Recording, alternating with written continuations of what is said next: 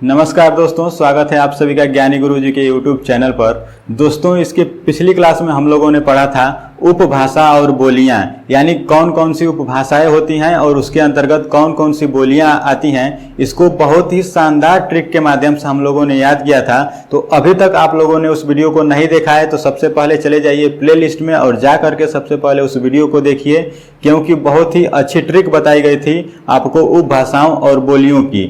तो आज हम दोस्तों बात करेंगे उत्तर प्रदेश में बोली जाने वाली कुछ प्रमुख बोलियों के बारे में और उसके अंतर्गत कौन कौन सी उप बोलियां आती हैं, क्योंकि यहाँ से आपके एग्जाम में जरूर प्रश्न पूछे जाते हैं। बहुत ही महत्वपूर्ण टॉपिक होने वाला है। तो आइए दोस्तों शुरू करते हैं आज के इस बिंदु का बिना देरी किए। देखिए दोस्तों, इसमें मैं आपको बता दूं कि उत्तर प्रदेश में बोली जाने वाली बोलियां, तो उत्तर प्रदेश में मुख्य रूप से कौन कौन सी बोलियां बोली जाती हैं उनके बारे में हम बहुत ही अच्छे से चर्चा करेंगे। तो इसमें देखिए दोस्तों, उत्तर प्रदेश में सबसे पहली जो बोली है वह खड़ी बोली बोली जाती है। उत्तर प्रदेश में कौन सी बोली बोली जाती है दोस्तों? खड़ी बोली बोली जाती है। इसके अलावा ब्रज भाषा बोली जाती है, अवधी बोली जाती है, भोजपुरी बोली जाती है। फिर इधर मैंने लिखा है बुंदेली और कन्नौजी, यानी यह 6 बोलियां जो है दोस्तों मुख्य रूप से उत्तर प्रदेश में बोली जाती है। इन सारी बोलियों के बारे में हम एक एक करके चर्चा करेंगे, बहुत ही विस्तृत चर्चा करेंगे दोस्तों, क्योंकि यहाँ से आपके एग्जाम में जरूर क्वेश्चन पूछे जाते हैं। तो बहुत ध्यान से समझते हुए चलिएगा। और अभी तक आपने हमारे चैनल को सब्सक्राइब नहीं किया है तो सबसे पहले चैनल को सब्सक्राइब कर लीजिए और बेल आइकन प्रेस कर लीजिए। तो दोस्तों आइए शुरू करते हैं। देखिए, उत्तर प्रदेश में बोली जाने वाली पहली बोली है दोस्तों खड़ी बोली। और खड़ी बोली मैंने आपको बताया था यह किस उपभाषा के अंतर्गत आती है दोस्तों? तो पश्चिमी हिंदी के अंतर्गत आती है। और इसको याद करने का मैंने आपको बहुत ही बेहतरीन ट्रिक भी बताई थी। तो देखिए, बात करते हैं खड़ी बोली के बारे में। तो खड़ी बोली का दोस्तों अन्य नाम क्या है? तो खड़ी बोली का एक और नाम है कौरवी के नाम से भी जानते हैं। खड़ी बोली को एक और नाम हम कौरवी के नाम से भी जानते हैं। और पिछली क्लास में मैंने आपको बताया था खड़ी बोली का कौरवी नाम किसने दिया था दोस्तों? तो इसका खड़ी बोली का नाम दिए थे दोस्तों राहुल सांकृत्यायन। राहुल सांकृत्यायन, राहुल सांकृत्यायन, यानी खड़ी बोली का कौरवी नाम किसने दिया है? तो याद रखिएगा, राहुल सांकृत्यायन ने दिया था। अब थोड़ा सा समझ लेते हैं कि राहुल सांकृत्यायन ने आखिर इसको कौरवी नाम क्यों दिया, कौरवी नाम क्यों दिया। तो यहाँ पर आप देख रहे होंगे मैंने लिखा है कि इस खड़ी बोली का केंद्र क्या है? तो मेरठ और दिल्ली। मेरठ और दिल्ली इसका केंद्र है। इसके आसपास के क्षेत्रों में खड़ी बोली का सर्वाधिक प्रयोग किया जाता है। तो प्राचीन काल में मेरठ और दिल्ली और इसके आसपास के क्षेत्रों को दोस्तों कुरु के नाम से जाना जाता था। किसके नाम से जाना जाता था? कुरु के नाम से जाना जाता था। इसी के नाम पर राहुल सांकृत्यायन ने इस खड़ी बोली का नाम क्या दे दिया दोस्तों? कौरवी नाम रख दिया। तो जब भी आपसे प्रश्न पूछे कि खड़ी बोली को और किस नाम से जानते हैं, तो खड़ी बोली को और हम कौरवी के नाम से जानते हैं। नाम किसने दिया है? तो हमेशा ध्यान रखना है, राहुल सांकृत्यायन ने दिया है। ठीक है। अब देखिए, यह जो खड़ी बोली का केंद्र है वह मेरठ और दिल्ली है। यदि आपसे पूछे कि खड़ी बोली का विकास किस अपभ्रंश से हुआ है, तो हमेशा ध्यान रखना है दोस्तों, खड़ी बोली का विकास जो हुआ है वह सौरसेनी अपभ्रंश से हुआ है। किस अपभ्रंश से हुआ है? तो सौरसेनी अपभ्रंश से हुआ है। कैसे सौरसेनी अपभ्रंश से हुआ है? तो मैंने आपको बताया था कि जो खड़ी बोली है वह किस उपभाषा के अंतर्गत आती है? तो खड़ी बोली पश्चिमी हिंदी के अंतर्गत आती है। तो जब पश्चिमी हिंदी का ही विकास सौरसेनी अपभ्रंश से हुआ है, तो जाहिर सी बात है दोस्तों उसके अंतर्गत आने वाली सभी बोलियों का विकास किससे होगा? सौरसेनी अपभ्रंश से ही होगा। तो याद रखिएगा, यदि आपसे प्रश्न पूछ ले कभी कि खड़ी बोली का विकास किस अपभ्रंश से हुआ है, तो सौरसेनी अपभ्रंश से हुआ है। ध्यान रखिएगा, खड़ी बोली का विकास किससे हुआ है? सौरसेनी अपभ्रंश से हुआ है। अब थोड़ा सा आगे बढ़ते हैं। इसके बारे में वन लाइनर करके क्वेश्चन आपसे पूछा जाता है, ध्यान रखिएगा। देखिए, यदि आपसे पूछ ले कि खड़ी बोली के प्रथम कवि कौन है? खड़ी बोली के प्रथम कवि कौन है दोस्तों? मोस्ट इंपॉर्टेंट क्वेश्चन है, बार बार एग्जाम में आता है। तो खड़ी बोली के जो प्रथम कवि हैं अमीर खुसरो। कौन है दोस्तों? प्रथम कवि हैं अमीर खुसरो। और इनका जन्म कहाँ हुआ था? इधर मैं लिख दे रहा हूं, इनका जन्म हुआ था दोस्तों उत्तर प्रदेश के एटा जिले में। उत्तर प्रदेश के एटा जिले में, याद रखिएगा। जब भी आपसे पूछे कि खड़ी बोली के प्रथम कवि हैं तो अमीर खुसरो हैं। इनका जन्म कहाँ हुआ था? तो उत्तर प्रदेश के एटा जिले में हुआ था दोस्तों। इनकी एक उपाधि है, इनकी एक उपाधि है तोता ए हिंद की। तोता ए हिंद। तोता ए हिंद की इनकी एक उपाधि है, याद रखिएगा हमेशा। इनकी उपाधि कभी कभी पूछ ली जाती है कि अमीर खुसरो की उपाधि क्या है दोस्तों, तो तोता ए हिंद की इनकी उपाधि है। और यदि आपसे यह पूछा जाए कि अमीर खुसरो को तोता ए हिंद की उपाधि किसने दिया था, तो यह उपाधि दिए थे दोस्तों निजामुद्दीन औलिया ने। किसने दिया था?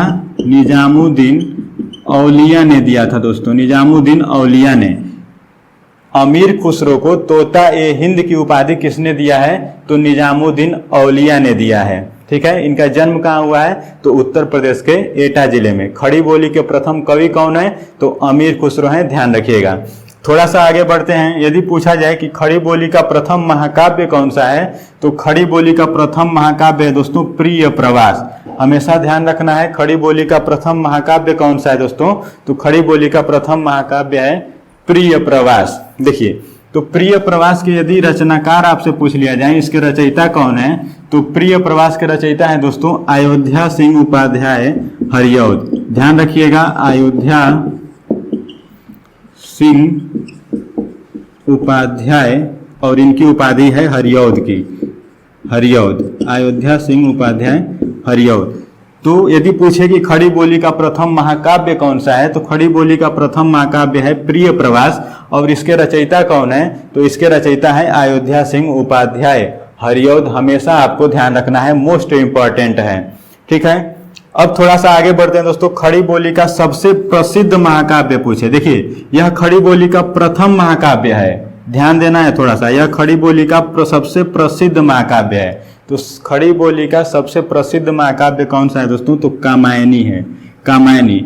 और कामायनी के रचयिता कौन है, तो आप सभी को पता होगा दोस्तों, कामायनी के रचयिता कौन है, तो जयशंकर प्रसाद हैं। इसके रचयिता कौन है दोस्तों, तो जयशंकर प्रसाद हैं, याद रखिएगा, जयशंकर प्रसाद। इसके रचयिता कौन है, तो जयशंकर प्रसाद।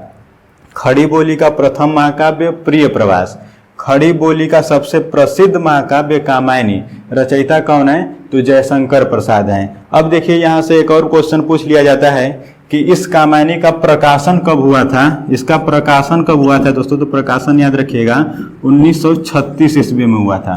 कब हुआ था? 1936 ईस्वी में हुआ था। और यदि आपसे पूछ लिया जाए कि इसमें कितने सर्ग हैं, तो इसमें 15 सर्ग हैं दोस्तों। कितने सर्ग हैं? इसमें 15 सर्ग हैं, या फिर 15 अध्याय हैं, 15 अध्याय हैं। इस कामायनी में कितने सर्ग हैं, तो 15 सर्ग हैं। इसकी रचना किसने किया है, तो जयशंकर प्रसाद ने किया है। और यह खड़ी बोली का सबसे प्रसिद्ध महाकाव्य है। अब थोड़ा सा आगे बढ़ते हैं। यदि आपसे पूछा जाए कि खड़ी बोली शब्द का सर्वप्रथम प्रयोग किसने किया था, मोस्ट इंपॉर्टेंट है, याद रखिएगा, खड़ी बोली शब्द का सर्वप्रथम प्रयोग किसने किया था दोस्तों, तो लल्लू लाल एवं सदल मिश्र ने किया था। किसने किया था? लल्लू लाल एवं सदल मिश्र ने किया था, एकदम याद रखना है। फिर यदि आपसे पूछा जाए कि खड़ी बोली को गंवारू किसने बताया है, या फिर खड़ी बोली को गंवारू किसने कहा है, तो खड़ी बोली को गंवारू बताया है दोस्तों अब्दुल हक ने। किसने बताया है? तो अब्दुल हक ने। यदि आपसे पूछ लिया जाए कि खड़ी बोली को परदेसी किसने कहा है, तो परदेसी कहें दोस्तों भारतेंदु हरिश्चंद्र। खड़ी बोली को गंवारू किसने बताया, तो अब्दुल हक। खड़ी बोली को परदेसी किसने कहा, तो भारतेंदु हरिश्चंद्र। और खड़ी बोली को टंकसाली किसने कहा है, तो खड़ी बोली को टंकसाली कहे दोस्तों गिल क्राइस्ट। किसने कहा है, तो गिल क्राइस्ट ने कहा है। यहाँ तक की बात आपको बिल्कुल समझ में आ गई होगी। केवल वन लाइनर के रूप में आपको ध्यान रखना है, बहुत ही अच्छा प्रश्न यहाँ से पूछा जाता है। तो खड़ी बोली का प्रथम महाकाव्य प्रिय प्रवास। खड़ी बोली के प्रथम कवि कौन हो गए, तो अमीर खुसरो। फिर खड़ी बोली शब्द का सर्वप्रथम प्रयोग किसने किया है, तो लल्लू लाल एवं सदल मिश्र ने किया है। फिर खड़ी बोली को गंवारू किसने बताया है, तो अब्दुल हक ने। फिर खड़ी बोली को परदेसी किसने कहा है, तो भारतेंदु हरिश्चंद्र जी ने कहा है। फिर खड़ी बोली को टंकसाली किसने कहा है, गिल क्राइस्ट ने कहा है। अब देख लेते हैं इस खड़ी बोली के अंतर्गत कौन कौन सी उपबोलियां आती हैं। तो इस खड़ी बोली के अंतर्गत दोस्तों उपबोलियां हैं पूर्वी कौरवी, पश्चिमी कौरवी, पहाड़ ताली और बिजनौरी। तो इसको तो आप ऐसे ही पहचान जाएंगे कि पूर्वी कौरवी और पश्चिमी कौरवी, क्योंकि खड़ी बोली को हम कौरवी के नाम से जानते हैं, तो पूर्वी और पश्चिमी से कोई दिक्कत नहीं, क्योंकि अभी उसी के अंतर्गत आएगी। तो यह तो हो जाएगी खड़ी बोली की उपबोलियां। लेकिन इसको आपको ध्यान रखना है, क्योंकि यहाँ से भी प्रश्न पूछा जाता है। प्रश्न कैसे बनेगा? पूछेगा कि बिजनौरी किस बोली की उपबोली है। तो बिजनौरी जो है दोस्तों वह खड़ी बोली की उपबोली है, ध्यान रखिएगा। पूछेगा पहाड़ताली किस बोली की उपबोली है, तो पहाड़ताली जो है वह खड़ी बोली की उपबोली है, हमेशा आपको याद रखना है। तो इसकी उपबोलियां कौन कौन सी हो गई? तो पूर्वी कौरवी हो गया, पश्चिमी कौरवी, पहाड़ताली और बिजनौरी, यह 4 उपबोलियां आती हैं दोस्तों खड़ी बोली के अंतर्गत। यहाँ तक की बात आपको बिल्कुल समझ में आ गई होगी। अब हम थोड़ा सा आगे चर्चा करेंगे। अगली बोली है दोस्तों ब्रजभाषा। तो आइए अब हम बात करेंगे दोस्तों, अगली बोली है ब्रजभाषा। इसके बारे में थोड़ा सा जान लेते हैं, इसकी क्या विशेषता है। तो ब्रजभाषा जो है दोस्तों, यदि आपसे पूछा जाए कि ब्रज का प्राचीन नाम क्या है, तो ब्रज का प्राचीन नाम है सूरसेन। ब्रज का प्राचीन नाम क्या है? तो सूरसेन है दोस्तों। इस ब्रज का अर्थ क्या होता है? तो ब्रज का अर्थ होता है गोचारण स्थल या फिर गोस्थली। ब्रज का अर्थ क्या होता है? तो गोचारण स्थल या गोस्थली। यदि आपसे पूछा जाए कि ब्रज भाषा का विकास किस अपभ्रंश से हुआ है, तो ब्रज भाषा का भी विकास हुआ है सौरसेनी अपभ्रंश से। सौरसेनी अपभ्रंश से क्यों हुआ है? क्योंकि ब्रज भाषा भी पश्चिमी हिंदी के अंतर्गत आती है, अतः ब्रज भाषा का भी विकास किससे हुआ है? तो सौरसेनी अपभ्रंश से हुआ है, याद रखिएगा। इसका केंद्र कहाँ है? तो इसका केंद्र मथुरा और वृंदावन, इन सभी क्षेत्रों में यह सर्वाधिक बोली जाती है ब्रज भाषा। अब इसके अंतर्गत कौन कौन सी बोलियां आती हैं उसको देख लेते हैं। उपबोलियां इसके अंतर्गत, यानी ब्रज भाषा के अंतर्गत कौन कौन सी उपबोलियां आती हैं, तो इसके अंतर्गत दोस्तों आती है भरतपुरी, भुक्सा, डागी और माथुरी। यह 4 उपबोलियां आती हैं ब्रज भाषा के अंतर्गत। और यह जो भुक्सा आप देख रहे हैं, भुक्सा, यह नैनीताल के तराई क्षेत्र की भाषा है। तराई क्षेत्र की भाषा है दोस्तों, तराई क्षेत्र की वो बोली है। देखिए, तो आप एक जनजाति का नाम सुने होंगे, भुक्सा जनजाति। वह कहाँ रहती है? तो उत्तराखंड नैनीताल के तराई क्षेत्रों में रहती है। यह उन्हीं लोगों की भाषा है। तो यह उपबोली जो है वह किस के अंतर्गत आती है? तो ब्रज भाषा के अंतर्गत आती है। अर्थात ब्रज भाषा के अंतर्गत 4 उपबोलियां आती हैं, भरतपुरी, भुक्सा, डागी और माथुरी, याद रखिएगा। अब यदि आपसे पूछ लिया जाए कि ब्रज भाषा जो है दोस्तों वह ओकार बहुला भाषा है। ब्रज भाषा कैसी भाषा है? तो ब्रज भाषा ओकार बहुला भाषा है। अब यहाँ पर ओकार बहुला कहने का मतलब क्या है? तो इसके अंत में अधिकतर ओ ध्वनि का उच्चारण होता है। इसके अंत में अधिकतर किस ध्वनि का उच्चारण होता है? ओ ध्वनि का उच्चारण होता है। कैसे? जैसे अधिकतर लिखते हैं हम लोग उधो, तेरो, मेरो। तो यहाँ पर आप देख रहे हैं सबके अंत में क्या आ रहा है? ओ आ रहा है। इसलिए हम इसको क्या कहते हैं कि जो ब्रज भाषा है वह ओकार बहुला भाषा है। ओकार बहुला भाषा कहने का मतलब कि इसके अंत में अधिकतर ओ ध्वनि का क्या होता है? उच्चारण होता है। तो ये था ब्रज भाषा के बारे में कुछ छोटी सी जानकारी। अब हम अगली बोली के बारे में बात, चलिए तो अगली बोली देख लेते हैं दोस्तों। अगली बोली है अवधी। अवधी के बारे में थोड़ा सा जान लेते हैं। तो अवधी का जो केंद्र है वह है अयोध्या, फैजाबाद और लखनऊ। प्राचीन काल में अयोध्या, फैजाबाद, लखनऊ, इसी बेल्ट को हम लोग अवध के नाम से जानते थे, इसीलिए वहाँ पर बोली जाने वाली बोली को हम अवधी कहते हैं। और अवधी जो है दोस्तों यह पूर्वी हिंदी की सबसे बड़ी और लोकप्रिय बोली है। तो जब भी आपसे प्रश्न पूछे कि पूर्वी हिंदी की सबसे बड़ी और लोकप्रिय बोली कौन कौन सी हैं, तो कौन सी है दोस्तों? तो पूर्वी हिंदी की सबसे बड़ी और लोकप्रिय बोली है अवधी। और आपको पता होगा कि पूर्वी हिंदी के अंतर्गत कौन कौन सी बोलियां आती हैं, तो मैंने आपको याद करने का ट्रिक भी बताया था। तो पूर्वी हिंदी के अंतर्गत दोस्तों 3 बोलियां आती हैं, ए, बी और सी। ए से हमने बताया था कि अवधी होता है, बी से बघेली और सी से छत्तीसगढ़ी। ठीक है, तो पूर्वी हिंदी के अंतर्गत 3 बोलियां आती हैं और उसमें से सबसे बड़ी और प्रमुख बोली कौन सी है? तो अवधी है, याद रखिएगा। अब थोड़ा सा देख लेते हैं कि इसका विकास किससे हुआ है। तो इसका विकास हुआ है अर्धमागधी अपभ्रंश से, क्योंकि यह पूर्वी हिंदी के अंतर्गत आती है और पूर्वी हिंदी का विकास किससे हुआ है? अर्धमागधी अपभ्रंश से। तो इसका भी विकास किससे होगा? अर्धमागधी अपभ्रंश से ही होगा। अब यदि बात किया जाए इसके अंतर्गत कौन कौन सी उपबोलियां आती हैं, तो इसके अंतर्गत दोस्तों उपबोलियां आती हैं, बैसवाड़ी उपबोली है, मिर्जापुरी है और बनौधी है। बैसवाड़ी, मिर्जापुरी और बनौधी याद रखिएगा, क्योंकि यहाँ से प्रश्न पूछे जाते हैं। पूछेगा कि बनौधी किस बोली की उपबोली है, तो बनौधी जो है दोस्तों यह अवधी की उपबोली है, ध्यान रखना है। अब थोड़ा सा पूछे कि यदि अवधी की प्रमुख रचनाएं कौन कौन सी है, यानी अवधी भाषा, अवधी बोली में कौन कौन सी रचना हुई है, तो अवधी बोली में दोस्तों दो प्रमुख रचनाएं हुई हैं, एक है पद्मावत और एक है रामचरितमानस। आप सभी को पता होगा इस पद्मावत के रचनाकार कौन है, तो मलिक मोहम्मद जायसी जी हैं। मलिक मोहम्मद जायसी, यानी पद्मावत किसने लिखा है, तो मलिक मोहम्मद जायसी ने लिखा है। कब लिखा था दोस्तों, तो 1540 में। याद रखिएगा पद्मावत किसकी रचना है, तो मलिक मोहम्मद जायसी की रचना है, जो अवधी भाषा में लिखी गई है। पद्मावत की भाषा जब भी आपसे पूछे तो क्या बताएंगे, अवधी भाषा में लिखी गई है। अवधी भाषा नहीं कहेंगे, बोली कहेंगे, अवधी में लिखी गई है। फिर रामचरितमानस भी इसी में लिखा गया है। रामचरितमानस भी किस में लिखा गया है, अवधी में ही लिखा गया है। और रामचरितमानस के रचनाकार कौन है दोस्तों, तो गोस्वामी तुलसीदास हैं। कौन है, तो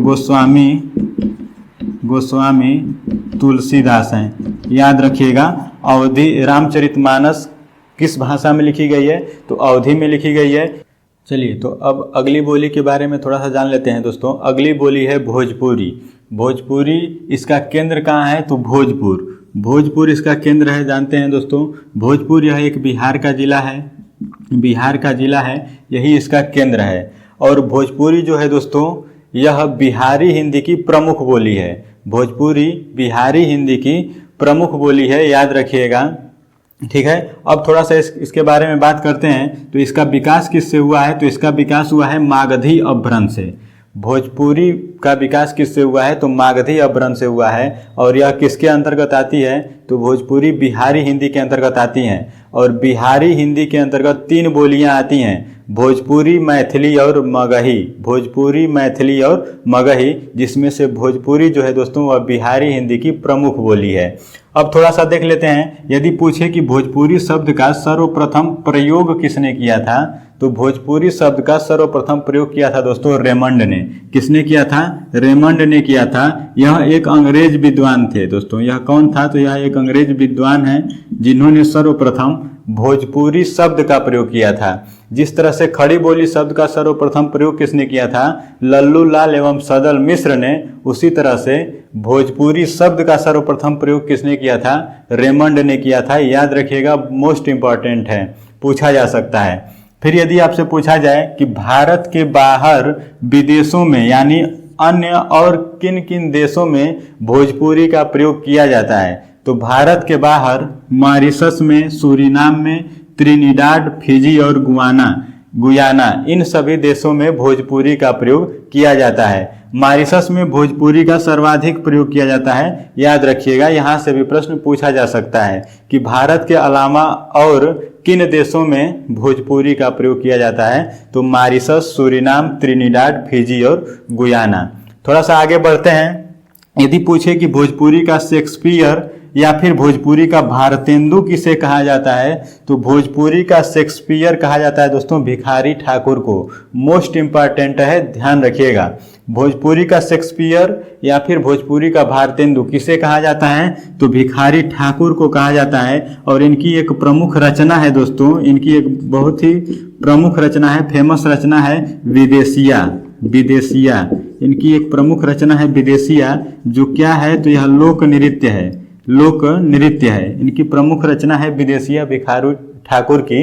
इनको भोजपुरी का शेक्सपियर या फिर भोजपुरी का भारतेंदु कहा जाता है। अब देख लेते हैं कि भोजपुरी के अंतर्गत कौन कौन सी उपबोलियां आती हैं। तो भोजपुरी के अंतर्गत दोस्तों उत्तरी भोजपुरी आती है, दक्षिणी भोजपुरी आती है, पश्चिमी भोजपुरी आती है। इसके अलावा नागपुरिया, सोनपारी, सारन, खारवाही और मगेसी, इतनी सारी उपबोलियां आती हैं भोजपुरी के अंतर्गत। कौन कौन सी, तो उत्तरी भोजपुरी, दक्षिणी भोजपुरी, पश्चिमी भोजपुरी, नागपुरिया, सोनपारी, सारन, खारवाही और मगेसी, इतनी सारी उपबोलियां आती हैं किसके अंतर्गत, भोजपुरी के अंतर्गत। याद रखिएगा, मोस्ट इम्पॉर्टेंट है। आपसे पूछे कि भोजपुरी का शेक्सपियर कौन है या फिर भोजपुरी का भारतेंदु कौन है, तो भोजपुरी का भारतेंदु या फिर शेक्सपियर किसे कहा जाता है, तो भिखारी ठाकुर को कहा जाता है। अब बात करेंगे दोस्तों अगली बोली के बारे में।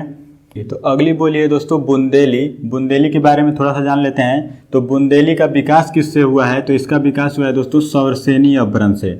बुंदेली का विकास किससे हुआ है, तो सौरसेनी अपभ्रंश से हुआ है। और बुंदेली जो है दोस्तों यह किस उपभाषा के अंतर्गत आती है, तो यह आती है पश्चिमी हिंदी के अंतर्गत। किसके अंतर्गत आती है, पश्चिमी हिंदी के अंतर्गत आती है। और पश्चिमी हिंदी का भी विकास सौरसेनी अपभ्रंश से हुआ है, इसलिए बुंदेली का भी विकास हम किससे मानेंगे, सौरसेनी अपभ्रंश से ही मानेंगे। अब देख लेते हैं इसका क्षेत्र कौन कौन सा है। तो बुंदेली जो है दोस्तों वह झांसी, जालौन, हमीरपुर, बांदा इन सभी क्षेत्रों में सर्वाधिक रूप से बोली जाती है।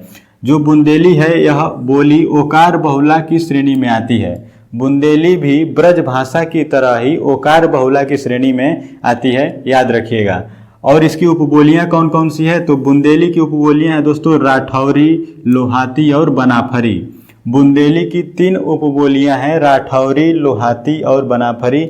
याद रखिएगा, प्रश्न पूछा जा सकता है। यहाँ से बहुत ही एक अच्छा प्रश्न पूछता है कि हिंदी प्रदेश की प्रमुख शौर्य लोक गाथा, हिंदी प्रदेश की प्रमुख शौर्य लोक गाथा आल्हा जो है वह किसमें लिखी गई है दोस्तों, तो ध्यान रखिएगा जो प्रमुख शौर्य लोक गाथा है आल्हा, आल्हा जो है दोस्तों यह बुंदेली की उपबोली बनाफरी में ही लिखी गई है। वह बुंदेली की उपबोली किस में लिखी गई है, बनाफरी में लिखी गई है, याद रखिएगा। जो आल्हा लिखा गया है वो किस में लिखा गया है, बनाफरी में लिखा गया है। और बनाफरी जो है यह बुंदेली का उपबोली है, बुंदेली की क्या है, उपबोली है, ध्यान रखिएगा। तो बुंदेली के अंतर्गत 3 उपबोलियां आती हैं, राठौरी, लोहाती और बनाफरी। इसका मैटर यहीं तक रहने देते हैं। अब देखिए अगली बोली है दोस्तों कन्नौजी। इसके बारे में भी थोड़ा सा जान लेते हैं, क्योंकि उत्तर प्रदेश में 6 बोलियां बोली जाती हैं, उसमें कन्नौजी भी आती है। तो कन्नौजी के बारे में थोड़ा सा, इसका विकास किससे हुआ है, तो इसका भी विकास सौरसेनी अपभ्रंश से हुआ है, क्योंकि कन्नौजी भी पश्चिमी हिंदी के अंतर्गत ही आती है। फिर इसका केंद्र कहाँ है, तो इसका केंद्र जो है दोस्तों कन्नौज है। और आप सभी को पता होगा कन्नौज का प्राचीन नाम क्या है, कन्नौज का प्राचीन नाम, तो कन्नौज का प्राचीन नाम है दोस्तों कान्यकुब्ज। कान्यकुब्ज कन्नौज का प्राचीन नाम क्या है, तो कान्यकुब्ज है, याद रखिएगा। तो दोस्तों आशा करते हैं आपको क्लास बहुत ही पसंद आई होगी। तो जाते जाते एक बार वीडियो को लाइक कर दीजिए, चैनल को सब्सक्राइब कर लीजिए और बेल आइकन प्रेस कर लीजिए। तो दोस्तों आज का क्लास हम यहीं समाप्त करते हैं। जो इस सेशन का हम लोग शुरुआत किए थे, हिंदी भाषा का उद्भव एवं विकास, यह चैप्टर आज पूरा कंप्लीट होता है। अब मिलेंगे अगले वीडियो में। Thank you so much.